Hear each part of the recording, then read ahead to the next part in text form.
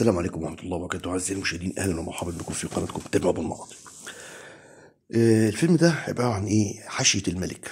كل ملك اللي بيخليه فاسد إيه؟ الحاشية اللي حواليه. ممكن الشخص يكون إنسان محترم بس الحاشية اللي حواليه وحشة فبتسيء له أو بتلعب في دماغه. بالظبط هنا زي الفيلم بالظبط ده. عمر الحقيقي هنا هو رئيس مجلس الإدارة، والحاشيه بتاعته بقى اللي هي الحاشيه الفاسده واخده واسامه عباس بيشتغلوا عليه على رئيس مجلس الاداره. هيتدوا مع عمر الحقيقي ومحمود ياسين شغال مهندس هناك، ومجدي وهبه زميله ونور مرات محمود ياسين.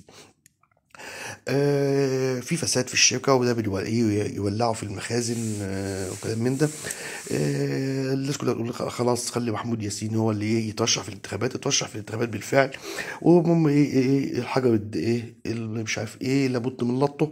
فاتعرف فعلا ان عمر يحيي حرامي، وجات له سكته ومات، وبعد ما اترفد وطلع بفضيحه من الشركه.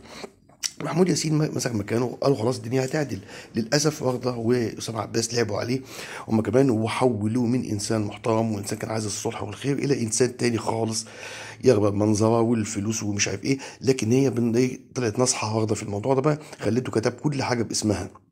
اطلع عشان خاطر مش عارف ايه الذمه ماليه ومش الذمه الماليه، ويكتب كل حاجه باسمي. هو زي الهبل طبعا كتب كل حاجه وكان مأمنها يعني. هيخسر صاحبه وهيخسر مراته، وهيسيب مراته نوار، وهيسيب ده وهيسيب ده، والدنيا كلها هتخسر لغايه لما في الاخر كمان هي ايه هيترفد من الشغل وهيبقى شكله وحش جدا. فهيرجع عشان خاطر حتى نوار لما يجي يرجع لها يقول لها انا عايزك، تقول له لا انسى ده انا ايه، وتقدم له واحد تاني. ده خاطبها، اتخطبت لواحد تاني. واخده طبعا خدت جمل بحمل. وجايبين لقطه جميله جدا بقى، يعني عايز يقول لك ايه الاستمراريه في الحاشيه السيئه، اللي هي القضاء على الملك واعوانه، اللي هي اهداف الثوره زمان. اعوانه اللي هم الحاشيه بتاعته. وبرضه يعني كل ده محمود ياسين مشي وعمر حي مشي، وجابوا واحد راجل كبير، وبرضه اللي دخلوا بقى في اخر لقطه في الفيلم واخده برضه هي اللي داخله في الاخر. ده معنى كده ايه؟ ان السلسال ماشي.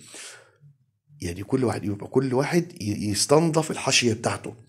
هو فيلم كويس وفيلم جميل، وارجو انكم تستمتعوا بيه. بس ما تنسوناش بقى في الاشتراك وحبايبكم. ولو في اي ملحوظات انا تحت امركم فيها. هنغير بعد كده على فكره في القناه مع بعض كده شويه حاجات قريب، وهنطلع عني فيها ونتكلم عن برضه ايه، عن نجوم حبيناهم ونجوم كرهناهم من افلامهم. ويا رب اكون عند حسن ظنكم، واقدم لكم الشيء المفيد الجميل اللي بيؤدي الى المتعه بالنسبه لسيادتكم. والسلام عليكم ورحمه الله وبركاته. شكرا جزيلا لحضراتكم على حسن المشاهده والاستماع. وكل عام وانتم بخير بمناسبه العام الهجري الجديد. قناه تامر أبو المعاطي ممنوع من العرض بالرغم من المحتوى الرائع. المحتوى الرائع. شكرا جزيلا لحضراتكم.